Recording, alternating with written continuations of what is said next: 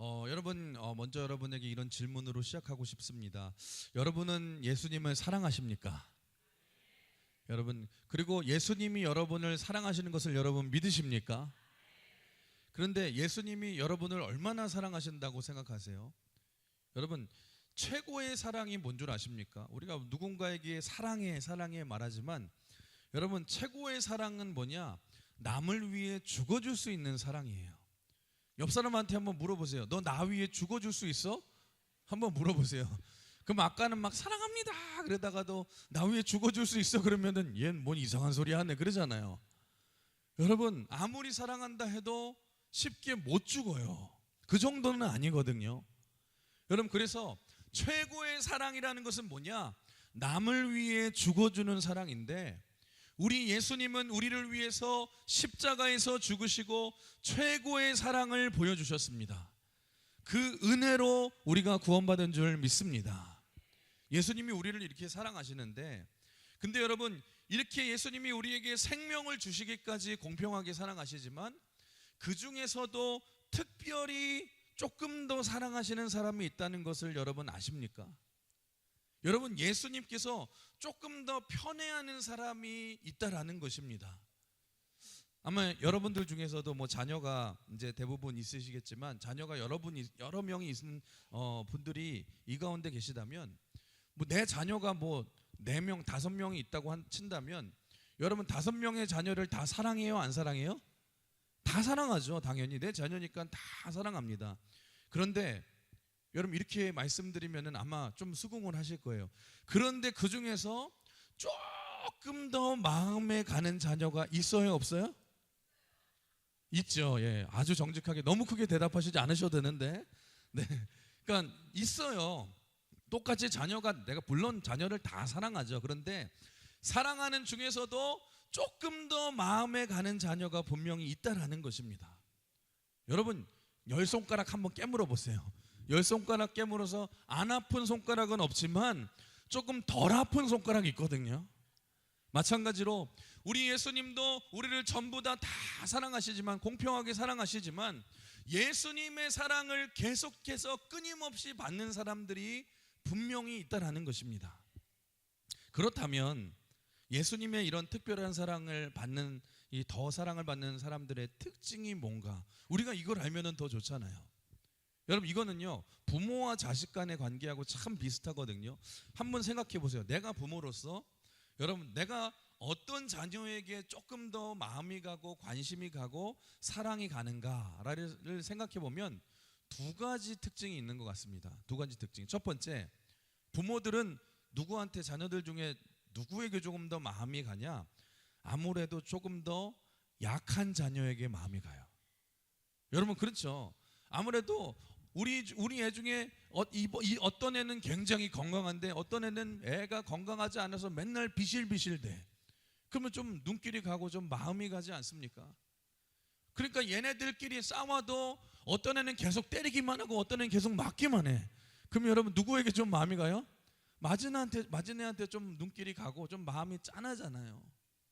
여러분, 우리 자녀들이 여럿이 있지만 여러분, 다른 자녀들은 다 잘 사는데 여러분, 유독 어떤 자녀만 형편이 좀 어려워요. 많이 어려운 자녀가 있으면 아무래도 부모는 그 자녀에게 조금 더 마음이 가고 조금 짠하지 않습니까? 그러니까 첫 번째로, 어떤 자녀에게 더 부모가 마음이 가요? 조금 더 약한 자녀에게 마음이 가고, 2번째로, 이거는 뭐 확실합니다. 부모가 더 사랑이 가고 마음이 가는 자녀의 특징이 뭐냐? 아무래도 부모에게 사랑을 더 많이 표현하는 자녀. 여러분, 그리고 애교가 많은 자녀가 아무래도 더 사랑하지 않습니까?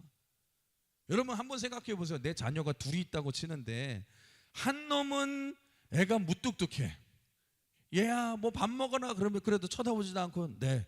그리고 뭐 어디 가서도 불러도 그냥 대답도 안 하고 감정 표현도 없고, 뭘 해도 얘는 뭐 좀 섬길 줄도 모르고, 애가 무뚝뚝해요. 아주 그냥 대화도 별로 없고, 대화하려고 마루에 가면은 애가 같이 앉아 있다가 방으로 혼자 들어가고.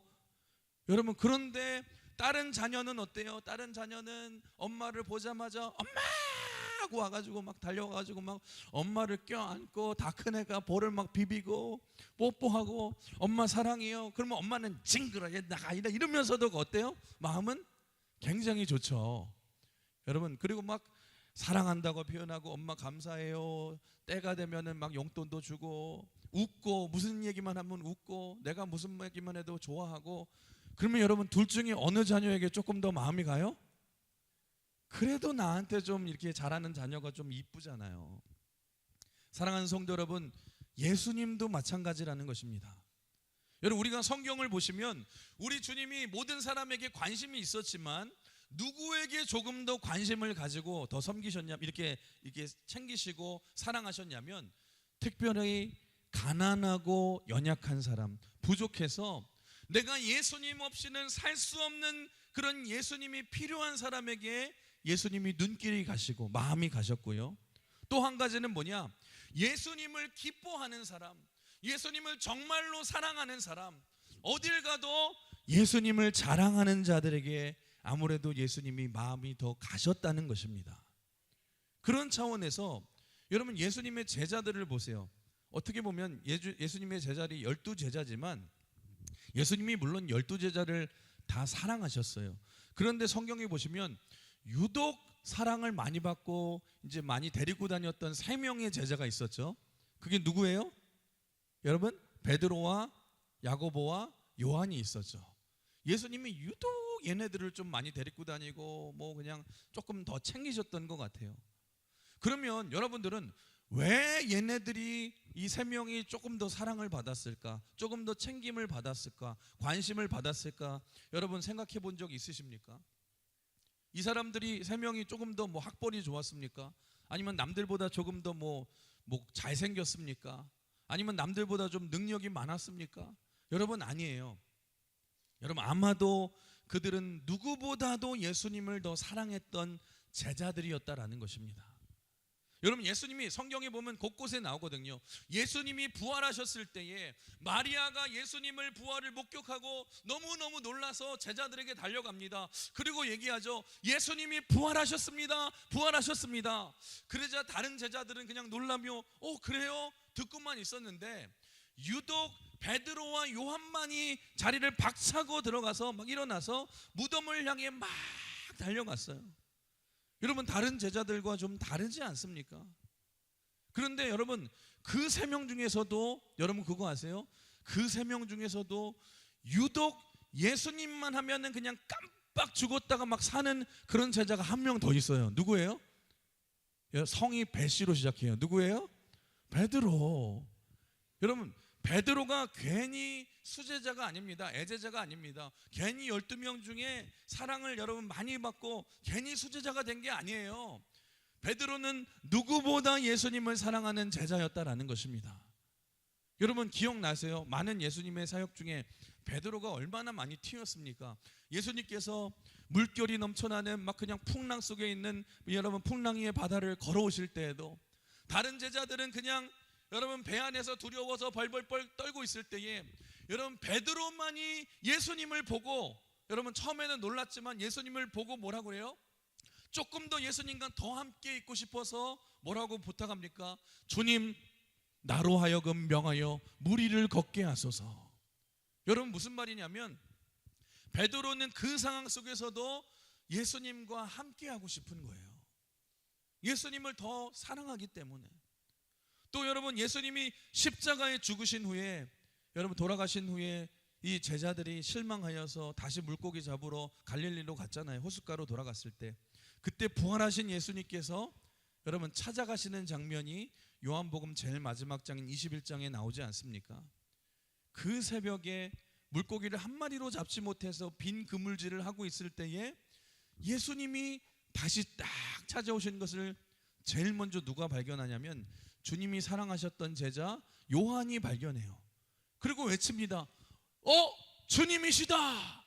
여러분, 그러자 여러분 기억나세요? 성질 급한 베드로는요 어떻게 행동합니까? 그 깊은 바닷속에 배 위에 있는데도 불구하고 그럼 주님이시다 하면은 빨리 배를 돌려서 막 여러분 최고로 그냥 막 올려가지고 막 최고 속도로 가야 되잖아요. 베드로는요 여러분, 예수님이 너무너무 좋아서 배를 돌릴 시간도 없어요. 너무 좋으니까 어떻게 합니까? 그냥 바다로 뛰어들었어요. 배 돌릴 시간도 여러분 없어요. 빨리 주님께 헤엄쳐서 가기 위해서. 여러분 한번 상상해 보십시오. 베드로가 얼마나 예수님이 좋았으면은, 얼마나 예수님이 보고 싶고 얼마나 예수님을 사모했으면 바다에 뛰어들 정도로 아마 그 헤엄을 치면서 예수님께 가면서 계속 눈물을 흘리면서 막 예수님 하면서 막 여러분 하면서 헤엄쳤을 것 같아요. 여러분 그 정도로 베드로는 예수님이 최고이고 여러분 예수님을 너무너무 사랑했던 제자. 여러분 그러니까 예수님도 그를 특별히 사랑하시지 않습니까? 사랑하는 성도 여러분, 우리도 마찬가지라는 것입니다. 여러분 예수님이 우리를 다 사랑하시지만 누구에게 특별히 더 눈길을 가고 관심이 가냐면, 여러분 기억하세요. 예수님을 간절히 찾고 사랑하는 자를 더 주목하시는 줄 믿습니다.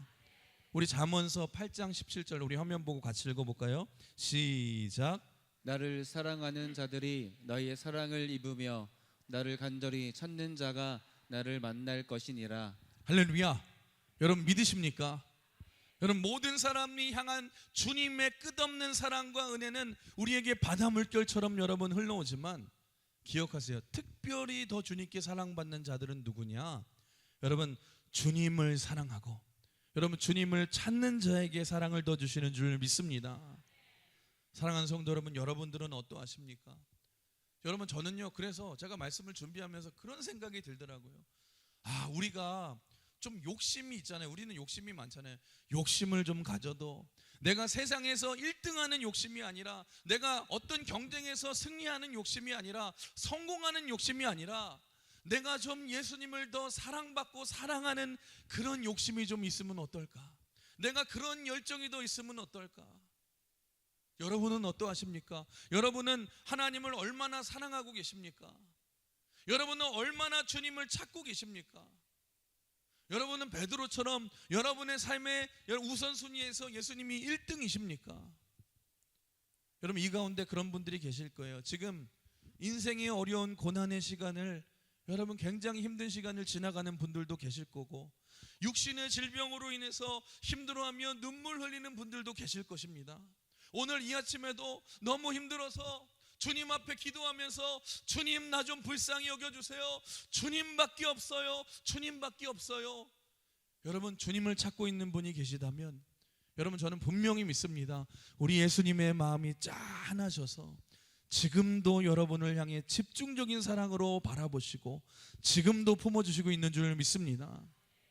그런데 내가 어려운 상황이 아니라 내가 풍요로운 상황 가운데 있다 할지라도 이런 사람도 사랑받을 수 있어요. 여러분 내가 아무리 내 삶이 풍요롭다 할지라도 내가 그 풍요로움에 물들지 아니하고 나는 그래도 예수님이 최고예요. 내 물질보다, 내 명예보다, 내 자녀보다 예수님이 더 좋아요. 주 예수보다 더 귀한 것은 없네. 이 세상 부귀와 바꿀 수 없네. 예수밖에는 없네. 예수밖에는 없네. 하나님이 축복해 주신 그 풍요로움에 내 마음을 빼앗기지 아니하고, 여러분 축복해 주셨다고 해서 주님이 우선순위가 밀리지 아니하고, 누구보다도 여전히 주님을 더 사랑하는 사람, 누구보다도 주님을 더 자랑하고 주님이 최고라고 여기는 사람, 그 사람에게 우리 예수님의 관심과 사랑이 더 머무는 줄 믿습니다. 사랑하는 성도 여러분, 그래서 지금 큰 위기와 어려움 중에 계시다면 그래도 괜찮습니다. 여러분 고통 중에 주님께 부르짖으시길 주님의 이름으로 축원합니다. 주님을 찾으시길 바랍니다. 주님 나를 불쌍히 여겨주세요. 예수님 없이는 아무것도 못해요. 그 고백을 가지고 주님께 나아가십시오. 그 주님을 붙들 때에 우리 주님 불쌍히 여겨주셔서 더 큰 은혜를 부어주실 줄 믿습니다. 내가 풍요로움 속에 있다 할지라도 언제나 예수님만을 최고로 여기고 예수님을 자랑하는 사람이 되십시오. 그러면 하나님의 사랑이 떠나지 않고 여러분 넘쳐 흐르게 될 줄 믿습니다.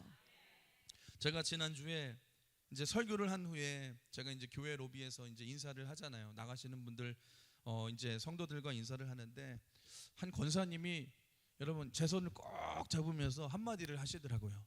여러분 눈물을 글썽이시면서 제 손을 잡고 목사님 오늘 말씀에 너무 은혜를 받아서 제가 너무 좋아요. 너무 좋아요. 그런데 그 후에 하는 한마디가 제가 이번 설교를 준비하면서 계속 머리에 맴돌았어요. 여러분 근데 그 권사님이 그런 거예요. 너무 은혜 받아서 그 다음에 뭐라 하냐면 목사님 예수님 더 사랑하고 싶어요. 목사님 제가 예수님 더 사랑하고 싶어요. 그리고 나가셨는데 여러분 그 말이 제가 말씀을 준비하면서 계속 제 마음에 맴도는 거예요. 여러분 환경과 상황을 떠나서 떠나도 여러분 변해도 변함없이 예수님을 사랑하는 그 한 사람을 향해 그 사람이 있다라면 우리 주님의 사랑 영원히 변치 않는 줄 믿으시길 바랍니다. 주님의 사랑이 떠나지 않는 줄 믿으시길 바랍니다. 여러분 내가 나이가 먹어갈수록 내가 신앙의 연수가 여러분 많아질수록 우리는 그것 따지잖아요. 내가 교회에서의 직분이 얼마나 높아졌나, 내가 얼마나 교회에서 오래 섬겼나, 내가 얼마나 많은 헌신을 했나. 여러분 하지만 우리 주님이 보시는 건 그것도 물론 보시지만 그거보다 더 중요한 게 다른 게 아니에요. 여러분 이거 점검하셔야 돼요. 내가 얼마나 주님을 더 사랑하고 있는가, 내가 얼마나 주님을 더 사랑하고 있는가. 내가 정말 필요할 때는 이거 필요할 땐 주님께 와서 주님 이거 주세요, 이거 주세요 매달리고 주님 사랑해요. 물론 그럴 수 있습니다. 하지만 풍요로움을 줬을 때 그것 때문에 떠나가고 우선순위에 또 밀려가지고 떠나가는 게 아니라 여러분 주님이 풍요로움을 줘도 거기에 마음을 빼앗기지 않고 내 인생의 우선순위는 예수님이에요. 내가 주님을 사랑합니다. 여러분 그걸 점검하시길 주님의 이름으로 축원합니다. 주님만을 순수하게 사랑하는 그 한 사람, 여러분 우리 주님은 그 사람을 주목해 보신다는 것입니다. 혹시 이 중에서 과거에 내가 예수님을 뜨겁게 사랑했지만 지금은 내가 예수님을 향한 사랑이 많이 식어져 있는 분이 계시다면, 내 삶의 과거에는 내 삶의 우선순위가 오직 주님이었지만 이제는 많이 다른 것으로 밀린 분이 계시다면, 여러분 우리 주님은요 우리 직분을 보지 않으시고 우리 연수를 보지 않으세요. 우리 주님은요 얼마나 우리가 주님을 찾고 얼마나 주님을 사랑하는가를 보시는 줄 믿으시길 바랍니다. 오늘 이 아침에 그 첫사랑이 회복하시는 저와 여러분 되시길 주님의 이름으로 축원합니다. 우리는 항상 뭐만 생각합니까? 어떻게 하면 내가 더 축복받을 수 있을까? 어떻게 하면 내가 성공할 수 있을까? 어떻게 하면 내가 더 잘 될까? 그것만 고민하잖아요. 여러분 항상 중심이 나예요. 내가 평안하고 내가 잘 되고 내가 행복하고. 여러분 그런데 여러분 그런 고민 좀 해보셨습니까? 내가 어떻게 하면 우리 주님을 더 사랑할 수 있을까? 내가 어떻게 하면 주님을 향한 이 뜨거운 이 마음을 간절히 좀 표현할 수 있을까? 내가 예수님이 너무너무 좋아서 예수님을 더 사랑하고 싶은 절절한 마음에 여러분 울어보신 적이 있으십니까? 어떻게 하면은 내 전부이신 내 주님을 위해서 내 인생을 들여서 내가 더 잘 쓰임 받을 수 있을까? 여러분 우리 주님은 예수님만 붙들고 예수님만이 최고이고 예수님만을 바라보며 예수님만을 사랑하는 그 한 사람, 여러분 그 사람에게 여러분 더 시선이 가시고 여러분 사랑을 베푸시고 여러분이 그런 사랑을 회복하시길 주님의 이름으로 축원합니다. 우리 옆 사람 한번 인사해 볼까요? 순수한 사랑을 회복합시다. 오늘 본문을 보시면 이렇게 예수님께 더 편애받고 사랑을 받던 한 가정의 이야기가 나옵니다. 그 가정이 누구냐? 나사로의 가정이에요. 오늘 본문을 보시면 이 나사로의 집이 베다니라는 이 도시에 살고 있었다고 했는데, 이 베다니는 어디냐면 수도인 예루살렘에서 한 5리 정도 떨어진 곳에, 그러니까 우리식으로 말하면 이제 서울 중심에서 조금 떨어져 있는, 한마디로 말하면 가난한 달동네 판자촌 같은 마을이에요. 여러분 베단이라는 이름의 뜻이 뭐냐면 가난한 자들의 집이라는 뜻이에요. 그러니까 그 말 그 자체로 베다니는 가난한 사람들이 모여있던 이 동네가 베다니입니다. 그런데 성경의 정황을 살펴보면은요, 그 나사로의 집은 그 가난한 자들이 모여있던 집들 중에서도 가장 형편이 어렵고 못 살았던 집이었던 것 같습니다. 왜냐하면 여러분 아시죠? 나사로의 집안을 보시면은요 부모님이 안 계세요.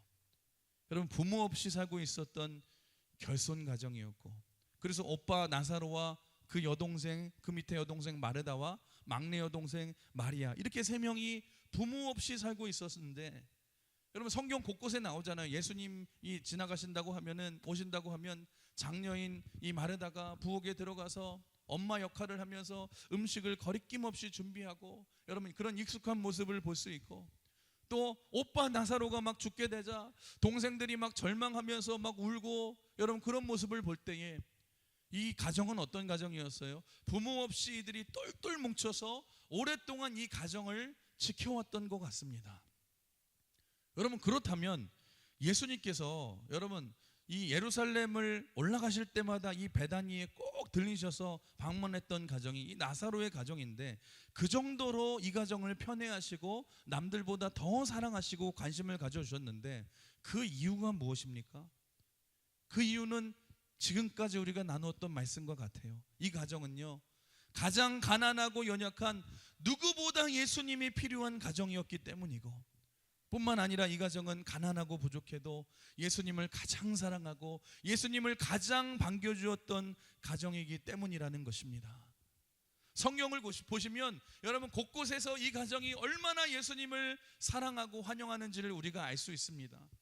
여러분 예수님이 지나가신다고 하는 이 소식을 듣고 누구보다 여러분 예수님을 섬기기 위해서 여러분 정말 그냥 막 뛰어다니면서 음식을 준비해서 내놓는 것도 이 마르다였고, 누구보다 예수님께 말씀 듣기를 좋아하고, 여러분 잘 아시죠?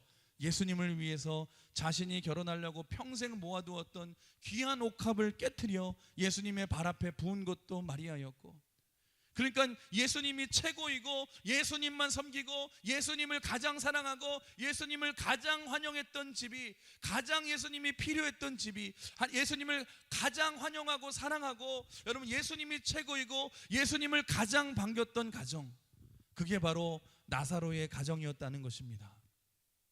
그런데 여러분 오늘 이 집에 큰 문제가 생기죠. 어떤 문제입니까? 오빠 나사로가 병들어 죽게 된 거예요. 근데 여러분 이게 왜 생각보다 큰 위기냐면, 여러분 한번 생각해 보십시오. 부모 없이 이 고아로서, 결손 가정으로서 큰 오빠 나사로가 아무래도 아버지 역할을 하면서 동생들을 돌보면서 그렇게 살았을 텐데, 그 가정의 운명을 짊어진 이 나사로가 죽으면 이 여동생들 마르다와 마리아만 남게 되면 여러분 어떤 일이 벌어지는 줄 아십니까? 여러분 당시 이스라엘 사회에서는 여자들이 인정을 받지 못한 사회였잖아요. 그래서 여러분 당시 문화상 남자 없이 여자들끼리 살 수 있는 방법은 몸을 팔아서 창녀가 되는 방법밖에 없었다고 합니다. 그리고 사회적으로도 여자들이 보호받지 못한 그런 사회였어요. 그러니까 여러분 이들에게 있어서 오빠가 죽었다는 사실은요, 이 가정에 큰 위기가 닥쳤다는 거 아닙니까?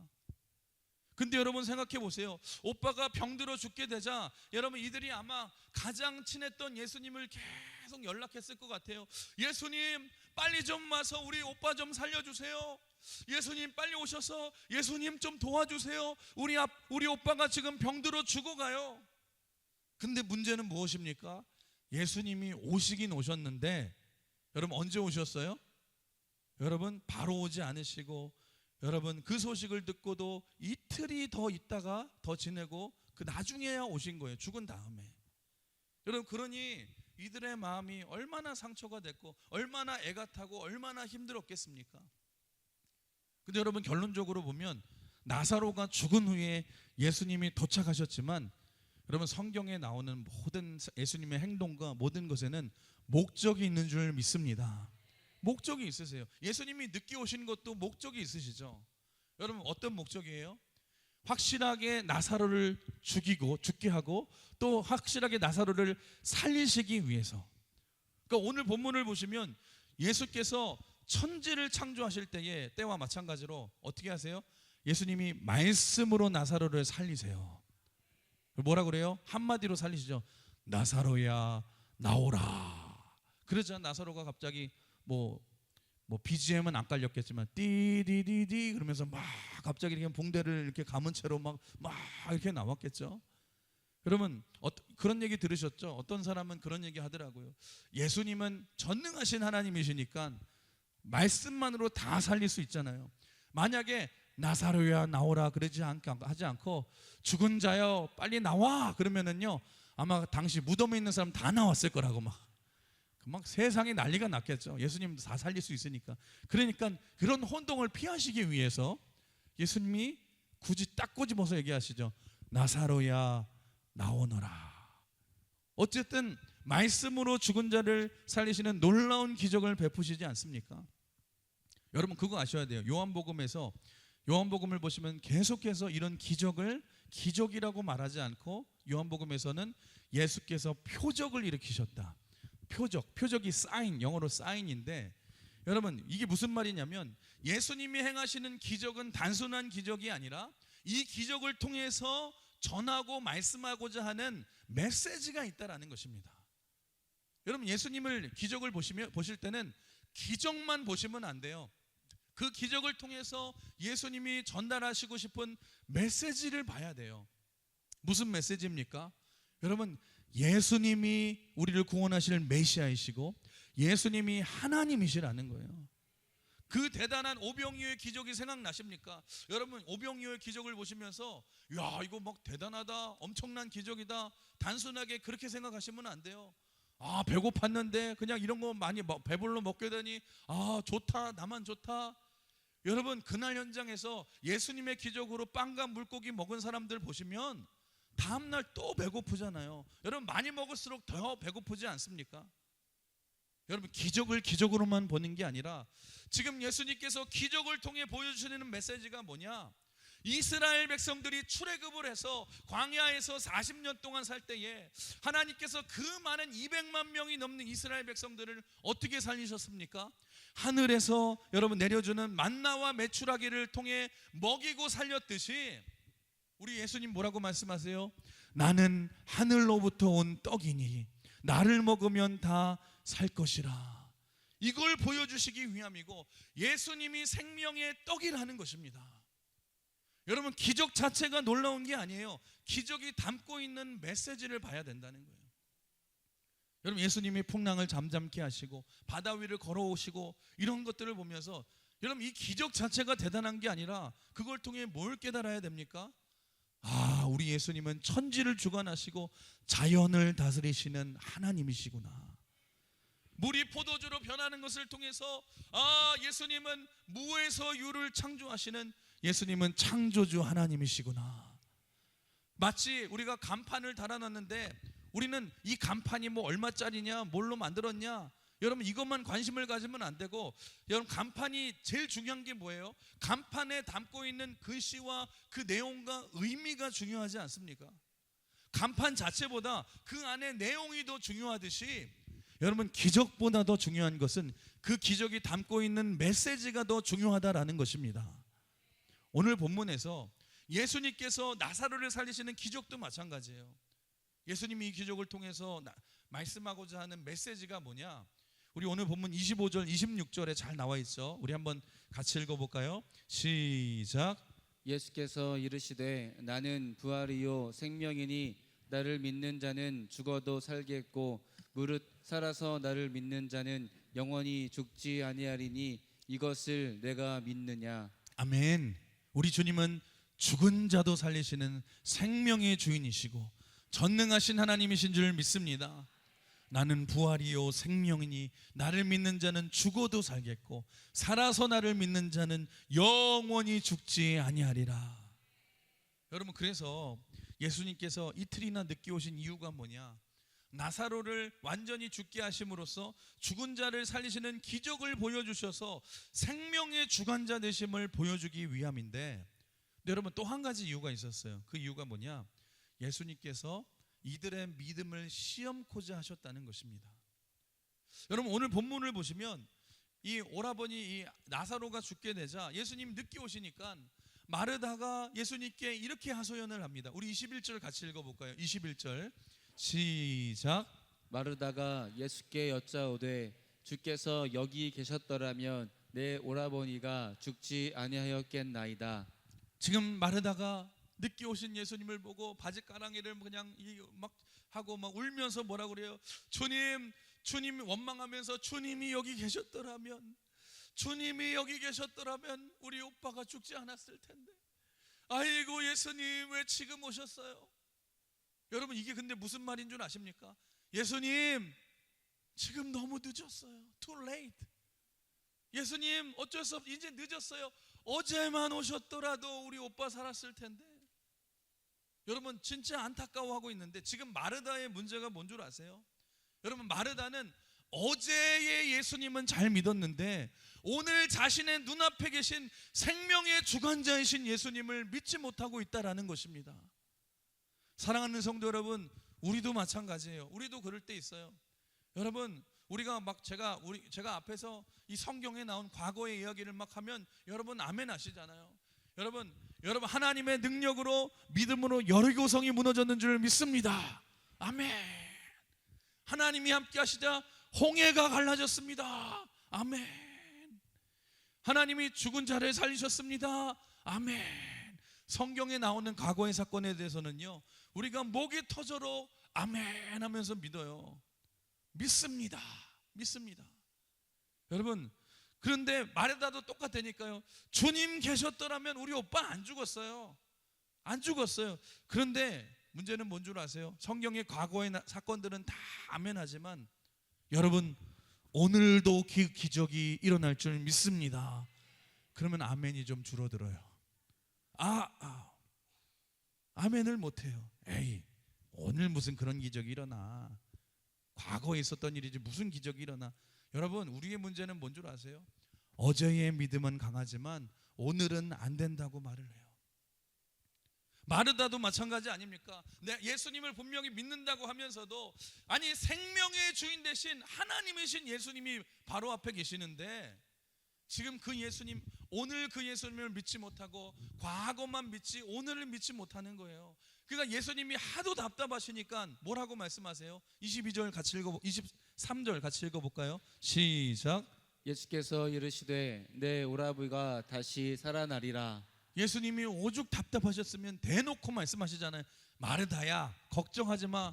네 오빠가 다시 살아날 거야. 아니 이쯤 되면 마르다가 이제는 믿고 아멘 해야 되는데 이제는 또 뭐라고 그래요? 24절 읽어볼까요? 24절 시작. 마르다가 이르되 마지막 날 부활 때에는 다시 살아날 줄을 내가 아나이다. 여러분 마르다가 이번에는 또 미래의 믿음을 말합니다. 주님 맞아요. 부활 때는 우리 오빠가 다시 살 것을 내가 믿어요.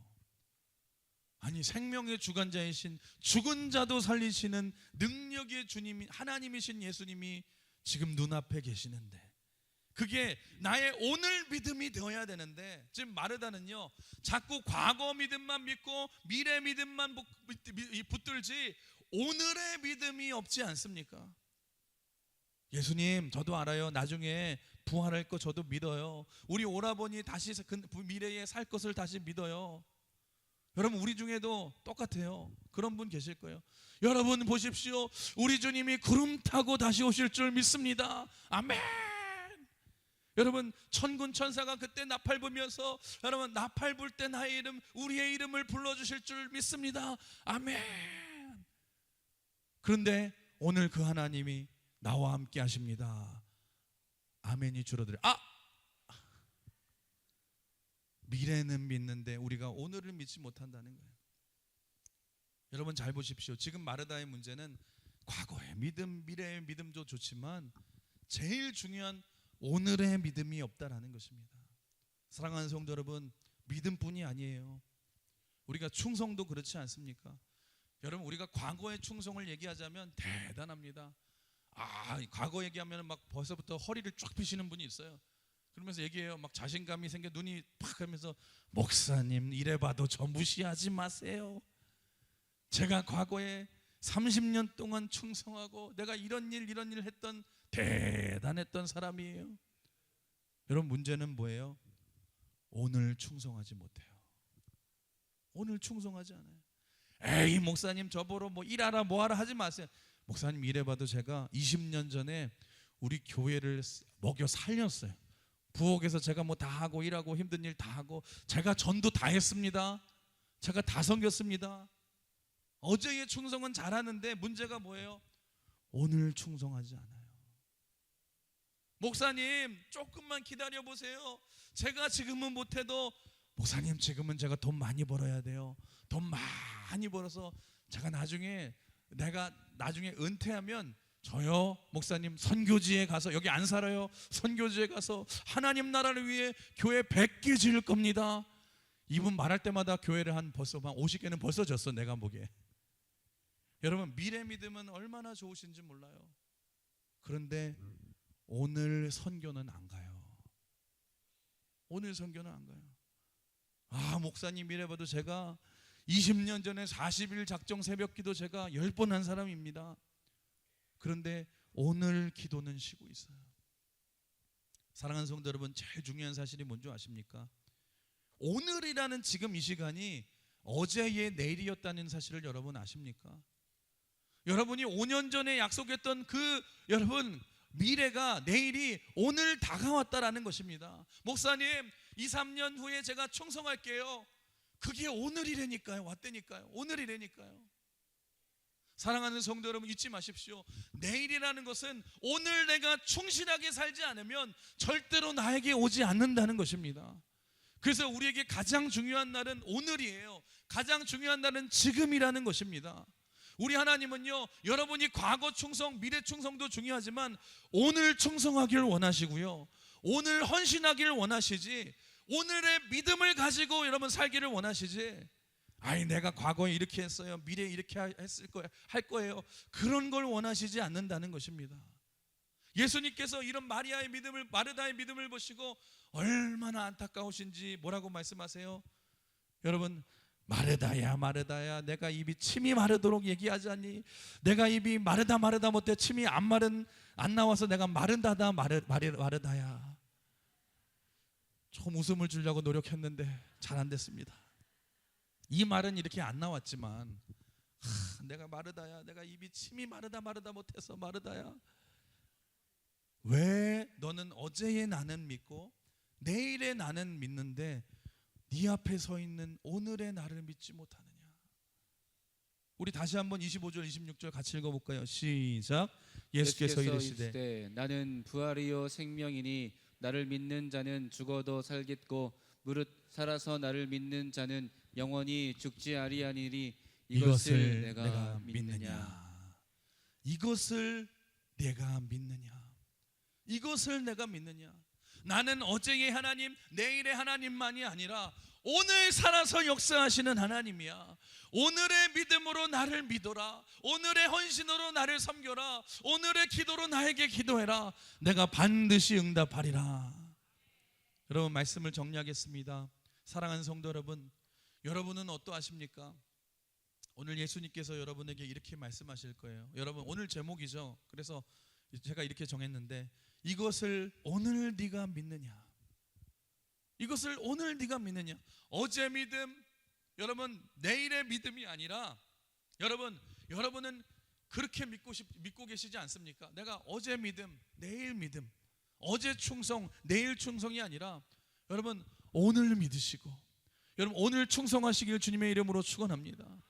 어제 기도, 내일 미래 기도하는 것도 중요해요. 하지만 오늘 그렇게 기도하시길 바랍니다.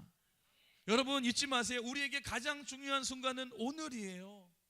오늘 하루 살아갈 하루의 믿음이 중요한 거고, 하루의 은혜가 중요한 거고, 여러분 하나님이 하루에게 부어주시는 하나님의 사랑이 중요한 거예요.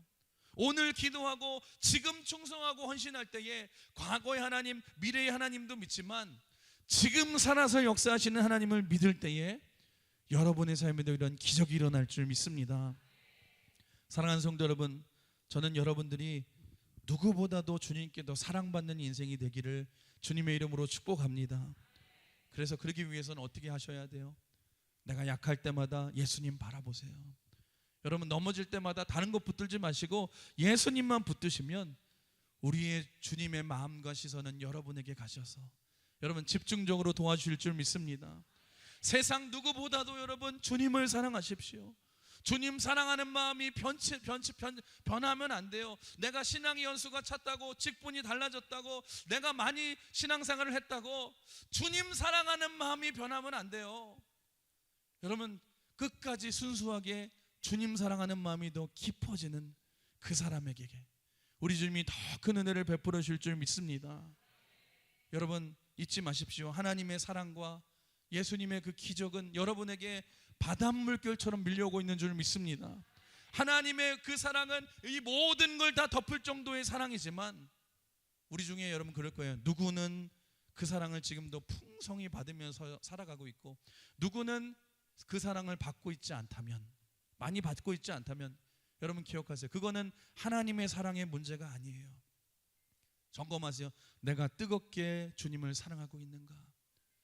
지금도 내가 생각하는 게 여러분 내가 어떻게 할까? 여러분 그런 것만 생각하지 내가 얼마나 주님을 사랑하는가? 주님, 날마다 주님 더 알고 싶어요. 주님 더 사랑하고 싶어요. 제 손을 잡고 여러분 고백했던 권사님처럼 목사님, 예수님 더 사랑하고 싶어요. 예수님 더 사랑하고 싶어요. 여러분 내가 뜨겁게 주님을 사랑하고 있는가? 찾고 있는가?